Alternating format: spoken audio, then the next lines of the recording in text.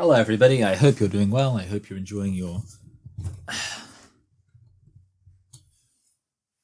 Jubilee weekend, or rather that you did enjoy your Jubilee weekend. I hope you've all held on to your Turf Island flags. Today, we're going to be talking about a video that surfaced of Helen Joyce on Helen Stannerland's, is that how you pronounce it? I said it with confidence, but now I'm doubting myself. Show thing, women drinking wine, I believe is the show. And I tell you what, so many Helens out there, it's going to have to become the new misogynistic slur to replace Karen. But yeah, we're going to talk about what Helen said, basically. Pretty simple. And I guess kind of talking about whether it was objectionable, except it really obviously wasn't. So it's more accurate to say we're just going to be making fun of the people who got annoyed by it. So that's going to be fun.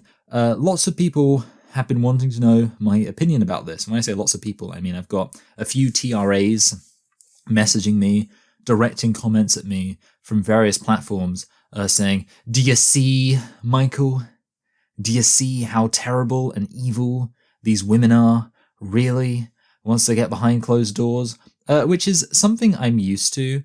It's something that used to happen even back when I was just a kind of generic advocate for feminism and would interact with male anti-feminists, and they'd be like, "Oh, you seem reasonable, Michael. So wouldn't you, aren't you going to condemn this crazy thing that this feminazi said?" And I'd always be there like, it seems like a perfectly reasonable thing for them to have said to me. And that's kind of my situation here. I've still got people being like, "Hey, Michael, you seem reasonable. Wouldn't you agree that what Helen Joyce said is terrible and should be condemned?" I can only assume, considering how reliably misogynistic TRAs are, that the reason why they think that I would be uniquely reasonable, such that I would condemn the clearly deranged Helen Joyce, must be because I'm a man, which is fantastic. I guess the alternative would be that it's because I generally like to think that I present an image of niceness and friendliness and compassion towards trans-identified individuals, or at least that I'm calm. I'm not very angry about this stuff. Occasionally I get angry, I'll concede, but yeah, usually I'm pretty calm. Of course, the reality is that me being nice and friendly and, showing no particular ill will towards trans-identified people should not contradict me being quite radical in my gender-critical beliefs, because of course there is nothing about gender-critical beliefs that should present any threat or in any way bother, frankly, trans-identified individuals, or make them scared for their life or whatever else, because yeah, like every single gender-critical person I know seems to be compassionate and lovely and nice and friendly and wonderful towards trans-identified individuals. And of course, Helen Joyce is no exception to that. Helen Joyce did not say anything remotely objectionable. So let's actually read what Helen Joyce said for the record. I could play it, but I'm not going to. So this is the image of the quote being shared around by TRAs, which I think is supposed to highlight the particularly egregious parts of the quote. Although, like I say, to me it's all pretty much equally inoffensive, so I'm not sure why some parts are highlighted in particular. "In the meantime, while we try to get through to the decision makers, we have to limit the harm. And that means reducing or keeping down the number of people who transition. And that's for two reasons. One of them is that every one of those people is a person who's been damaged. But the second one is every one of those people is basically a huge problem to a sane world. Like if you've got people and whether they've transitioned, whether they're happily transitioned, whether they're unhappily transitioned, whether they're detransitioned, if you've got people who've disassociated from their sex in some way, every one of those people is someone who needs special accommodation in a sane world where we re-acknowledge the truth of sex. And I mean the people who've been damaged by it. The children who've been through it, those people deserve every accommodation we can possibly make, but everyone is a difficulty. I mean, I know that sounds heartless. I'm trying to say exactly the opposite of sounding heartless. I'm saying every one of those people for 50, 60, 70 years is going to need things that the rest of us just don't need, because the rest of us are just our sex. So the fewer of those people there are, the better in the same world that I hope we will reach. So there we go.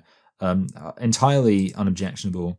And it's worth noting that even afterwards, Stanaland came in there and was like, obviously the big thing is that the driving motivation for gender critical people needs to be, as it quite consistently has been, compassion. And there is nothing in that quote that would contradict being compassionate. There's nothing in that quote to suggest that we shouldn't be compassionate.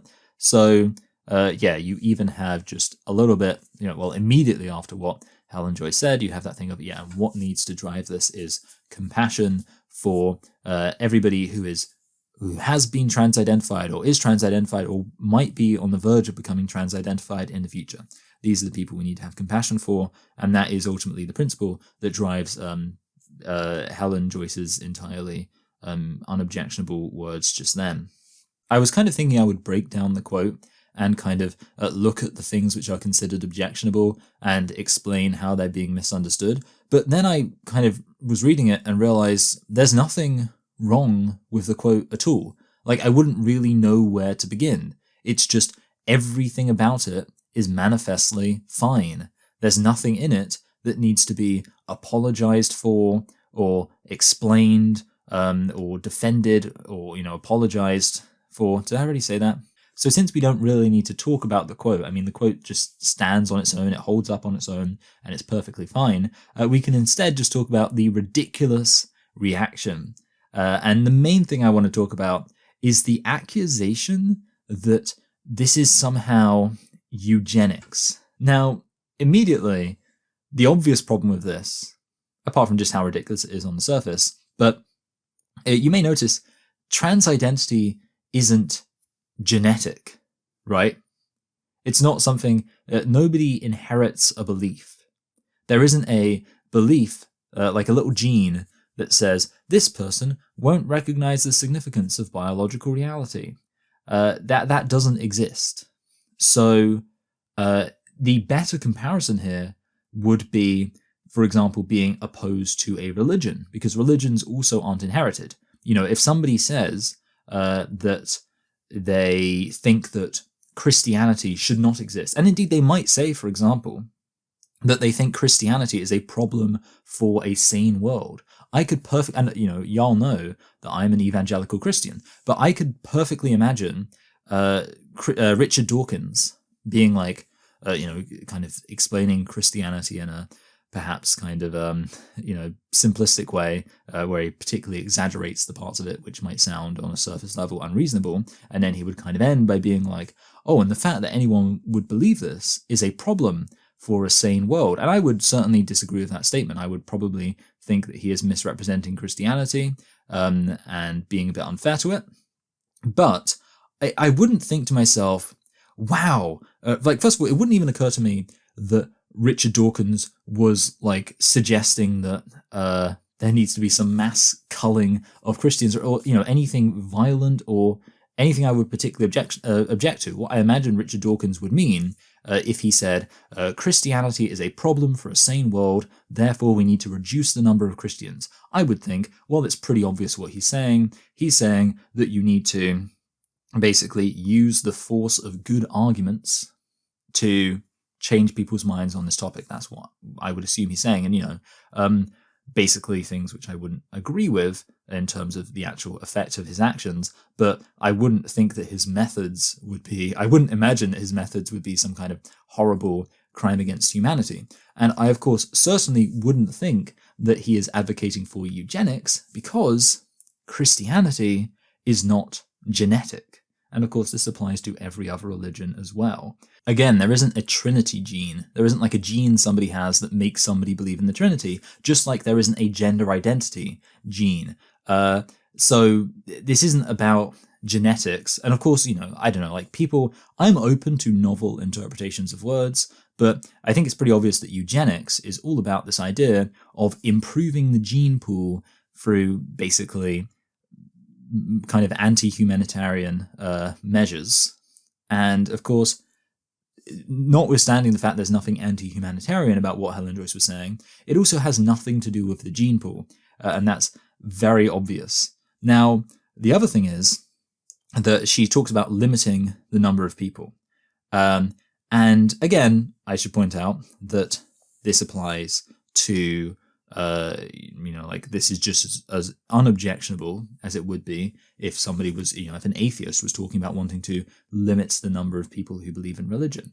And to be honest, like it can even be, heck, like if maybe I want to limit the number of people who think the Star Wars sequels are good films. Like the reality is, essentially, it's as inoffensive as I disagree with this position, and therefore I want to limit the number of people who agree with this position. Now, of course, sometimes you might disagree with something and not think it particularly matters, but other times you might actually think that it really matters. But the point is, it doesn't really matter how much you care about it.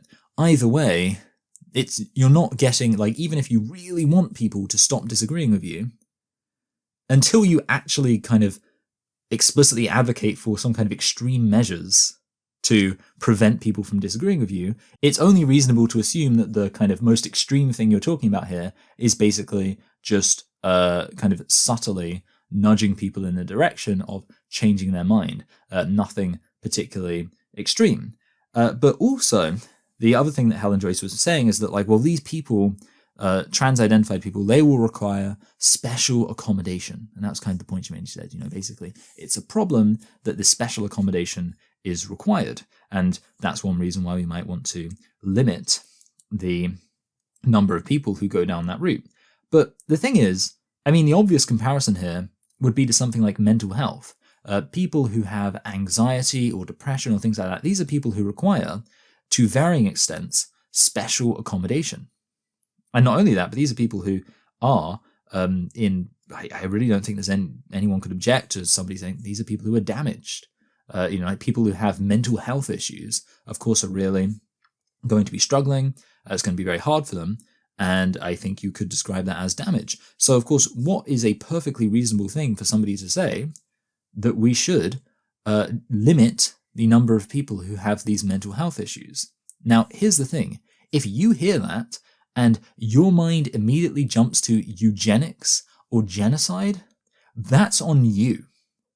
If somebody says, well, this is a problem because these people are damaged and they require special accommodation, and that's why we should limit the number of people who have a mental health issue or believe that they're men trapped inside of women's bodies or vice versa. If you hear that and you immediately think, oh, you're talking about mass murder, like your mind immediately jumps to mass murder, that's on you. That's on your own sick, twisted, demented mind, that you're immediately like, oh, there's a problem. I know, immediately mass murder. It's absurd. If I say, we need to limit the number of people with mental health issues, we need to make sure that as few people as possible have anxiety or depression or OCD, and you think, oh, I see, so we're going to mass murder a bunch of people, we're going to do some eugenics, that's your head, that's your messed up head jumping to that. Why are you putting your messed up brain on me and acting as if just because I or Helen Joyce or anyone else is talking about solutions to problems and how it would be nice to have solutions to problems where we limit the kind of instances of particular problems emerging, that you're thinking that means we're talking about something like that. And of course, the reality is, again, like, the problem is you're assuming here that somebody's saying, like, at all costs. Like, that seems to be the thing that's kind of being imposed here, where it's like, we need to limit the number of trans-identified people at all costs, no matter what, morality be damned. And of course, that's a completely ridiculous, uncharitable, and completely delusional way of interpreting that sentence. If I say, like, any policy I advocate for, if I say we need to stop climate change, we really need to take a strong stance in kind of to protect the planet and stop climate change and kind of various environmental damage. If I say that, are you assuming that I'm saying, like, at all costs?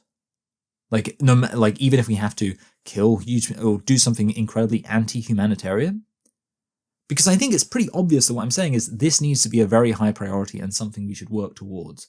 And the other factors and, like, the kind of the costs that I might be willing to countenance, that's a whole other thing. But it's very unreasonable to think that surface level I'm saying, and even if we have to do something incredibly anti-humanitarian, we should still work towards this goal. In the exact same sense, if I say that we need to limit the number of trans-identified individuals, that's just me saying that sentence. And you have no idea exactly what I'm talking about in terms of, what the limits would be to achieving that goal. But it would be very unreasonable to interpret it as extending towards, even if we have to do something incredibly anti-humanitarian. That's just completely ridiculous. Now, the thing is, you'll also notice that Helen Joyce literally says at the start, and kind of leaning into it, actually I say you'll also notice this, it's not quite in that quote, because what Helen Joyce says is, in the meantime, while we try to get through to the decision makers, so you can kind of see it there, but the point Helen Joyce was making is that right now, the gender critical movement does not have the ear of the decision makers, the people with power, and that's a problem. And then she says everything else she says, you'll notice, is qualified with in the meantime. So this is without any kind of institutional or legal power. And that immediately just shows how completely nonsensical it is to say that this is something equivalent to eugenics. Because eugenics is not something you can kind of do as a grassroots campaign. It's something which requires the state to be involved. But Helen Joyce is saying this is something we should do even without the power of the state. The implication, by the way, kind of being that if we did have the power of the state, then perhaps we do something else. This isn't Helen Joyce being like, we've got to wait until we have the power of the state and then we can start reducing the number of people who transition. No, Helen Joyce is saying even without the power of the state, even without a monopoly on the legitimate use of force, which is what the state is, we can still work to limit the number of people who transition. And how might you imagine, therefore, we're going to do that? If it's not by getting the actual power of the state? Well, it's going to be through small kind of grassroots things. It's going to be through changing, kind of just making the broad kind of appeal. Obviously, Helen Joyce makes a point, we can't convince all 60 million people, but what we can do is look for limited achievements, convincing some people. And even, the thing is, I have actually, people are saying that what Helen Joyce is talking about here is eugenics or whatever else. And obviously that is completely ridiculous. But what Helen Joyce is describing here is something that I've probably already done. I would be very surprised, considering how many people have seen my videos and how many people I've had reach out to me and say hey, you've really kind of informed me, you've kind of helped me change my mind on a few key points. Considering all of that, it's quite likely that I probably have limited, in some small way, the number of people who've transitioned. That I would imagine that of all the quintuple digits people who have seen my content, one of those people probably was somebody who might have been on the verge of transitioning, might have been considering transitioning, and then actually they thought twice about it because of my videos. I think that's quite likely. And with that said, and that's basically what is it Helen Joyce says? Well, Helen Joyce just says we need to limit the number of people who transition. So if I have, without the power of the state, probably been able to successfully, in some small way, limit the number of people who transition, then I guess I'm already achieving what Helen Joyce is saying there. So if Helen Joyce is talking about some kind of massive anti-humanitarian thing, should I be arrested for crimes against humanity? Because I make these videos which fight back against trans identity and point out that it's nonsense? You can see the issue here. This is not talking about something that's being done with the power of the state. This is something that's being spoken about with reference to a point where the gender critical movement does not have institutional power, does not have the power of the state.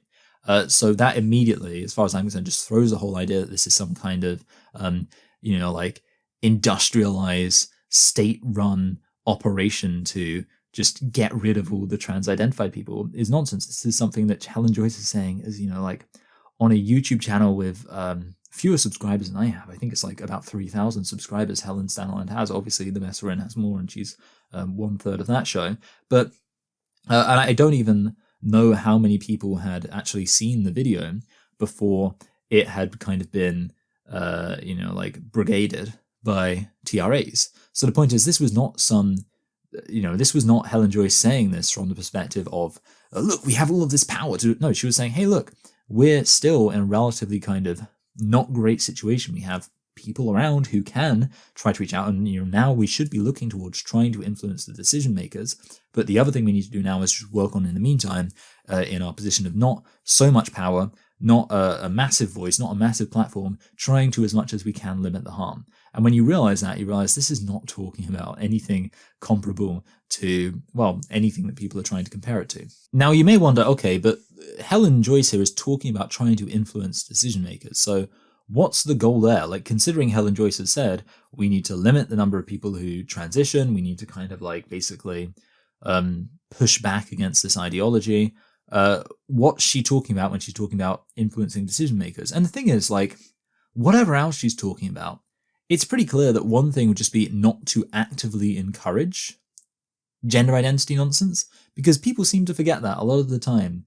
We're not just in a situation like the question, like people are acting as if like the gender critical people want to completely outlaw anybody transitioning or anything like that. But the reality is that right now, the trans identity movement has institutional power to enforce this idea on kids through the education system, things like that. So that's one thing. Don't actively encourage this thing, because the reality is, let's be clear, the people are being piqued even while the TRAs have control over the education. They have huge amounts of control over academia. They have control over the government. The TRAs have huge amounts of power, and yet people are still being piqued. So actually, this idea that Helen Joyce would even need to employ some kind of extreme measures to counter gender identity is on the face of it nonsense, because I think all we need to do is just say, okay, you know that thing where we're actively encouraging and pushing for people to take trans identity seriously? Let's just not do that. I mean, again, to go back to the comparison to religion, imagine if, so right now we have a situation where by law, trans identities are recognized as valid. By law, if a biological male says they're a woman, because we have the Gender Recognition Act. So imagine if, again,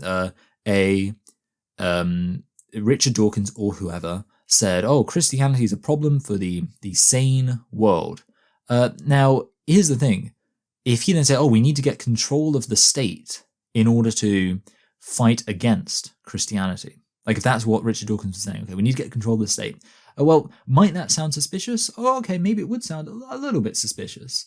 But would it sound suspicious if the state at that point was teaching children that Christianity is true, and also made it so by law, the idea that Christians going to heaven, for example, was recognized? So, the equivalent to the idea that somebody's trans identity is recognized, somebody is a Christian saying, I'm a Christian and I'm going to heaven. And the government said, okay, we're going to pass a law called the Salvation Recognition Act. And it's going to say that if you're a Christian, then we will officially say by law that you are saved and you are going to heaven. That's basically the equivalent to saying, we're going to have a law that says, if you believe that trans identity is valid, then we will write a law saying that your trans identity is valid. So it's the exact same thing.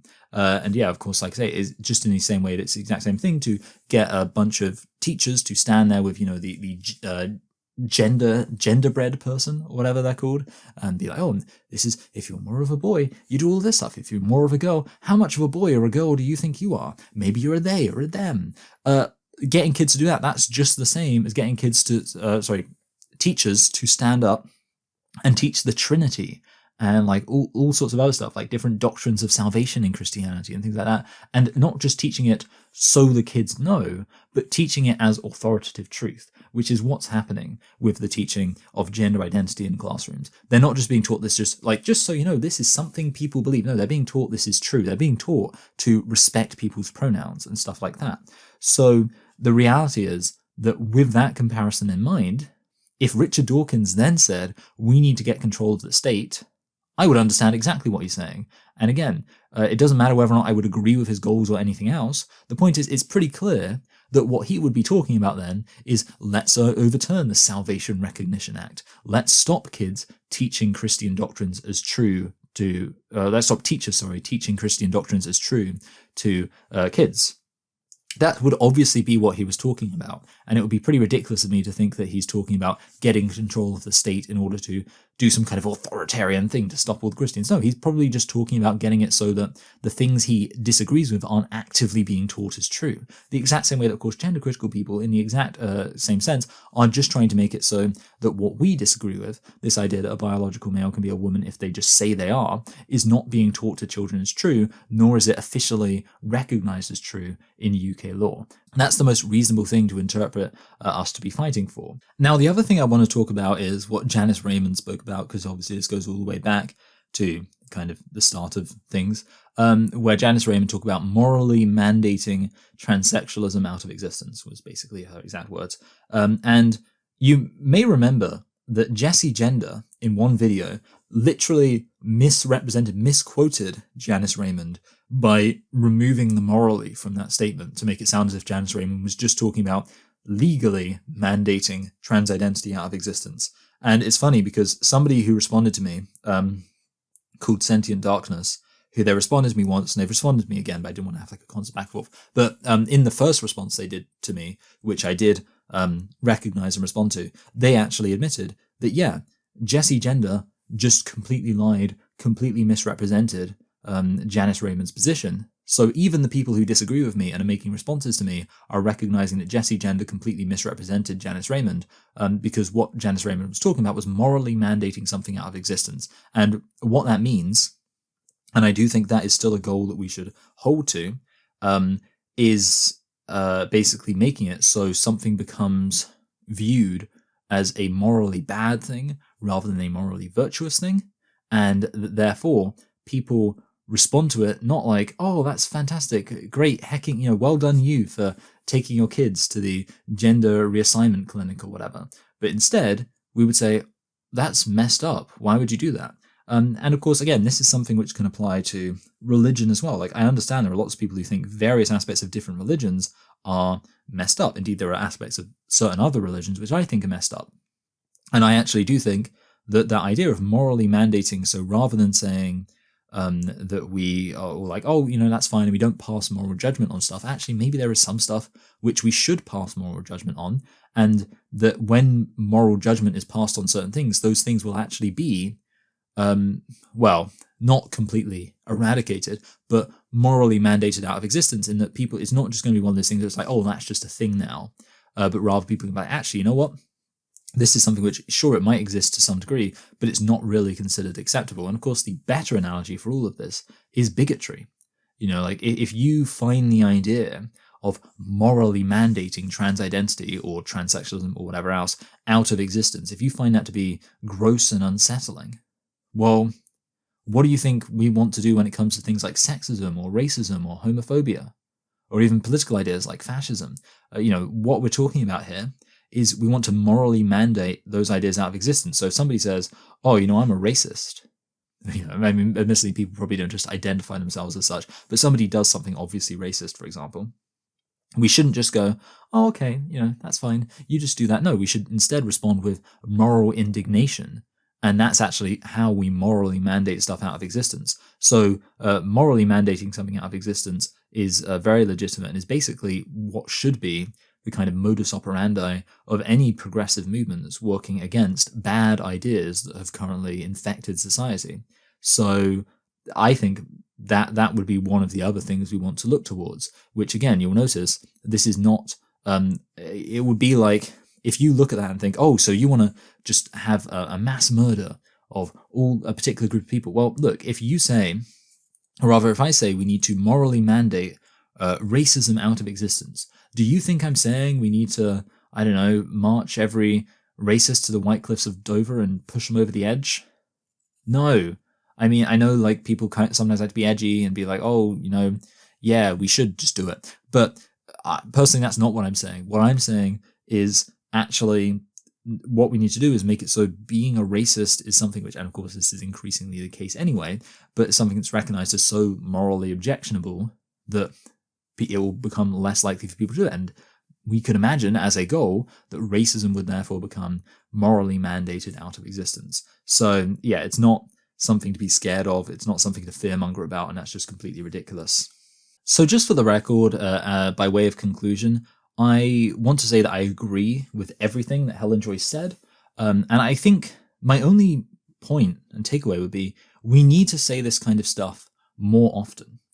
I recently said that J.K. Rowling has been like a great asset for the gender critical movement in terms of bringing attention to this. But I think there is a flip side, which is J.K. Rowling has been, in my opinion, far too accommodating. And basically, for example, she said the whole, I would march with trans people if they were discriminated against. And I think that was a very bad thing to say, because it just sets people up to basically say, well, why aren't you? Like they'll point to any example of so-called trans discrimination and say, well, why aren't you? And they can say J.K. Rowling is therefore not being sincere, or they can, if J.K. Rowling says, well, that's not legitimate discrimination, they can argue that she's just being disingenuous and kind of like moving the goalposts and stuff like that, which is why I think it's just not worth saying. Like, you're just, once you try and say something like that, like, oh, I'll march with trans people if they're discriminated against, you're just setting the stage for people to do everything they can to show how that's not a sincere statement, because obviously you are, if you're a gender critical person, going to define trans discrimination radically differently from anybody else. And that's why I think we need people to just come out and say this stuff very clearly, so we can avoid being accused of being duplicitous. Nobody can ever argue that I'm going to have some kind of mask off moment where I reveal the evil secret intentions, because I've been upfront about what I believe this whole time, and I've never been apologetic about it. I think trans identity is nonsense. I think it's bad. I think it's not good for a sane society that people believe bad ideas.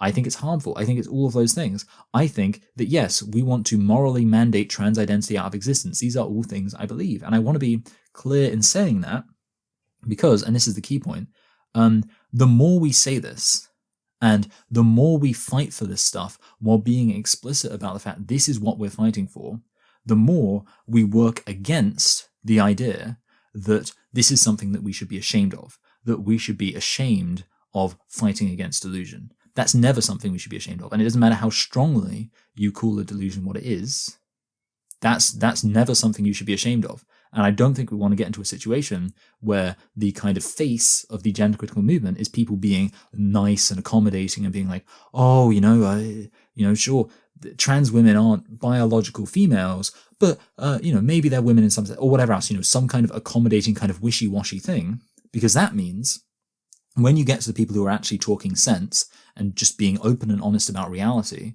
people will look at that and think, oh, this is what they really believe. Look, they're being disingenuous. And actually, the people who are presenting the kind of accommodating, kind of moderate position, and I don't think it is moderate, because, I don't think there's any kind of moderation to be had between delusion and reality. But the people who are presenting kind of what might be viewed as a moderate position are actually making it harder, in that they're making it easier to argue that like I say, people who are actually just talking sense in an uncompromising way are being duplicitous, are showing some kind of thing. And also, they're adding to this idea that this is something to be ashamed of.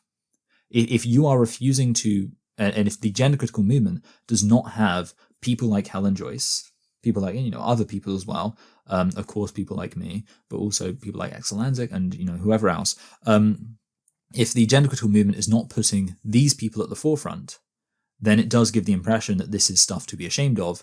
And therefore, people can then turn around and be like, "Oh, look, Helen Joyce said all this stuff. This is the stuff you don't want. They don't want you to see, because it's so shameful and horrible that these women would have these opinions about how the word woman should be defined, and how ridiculous it is to disassociate women entirely from being biologically female."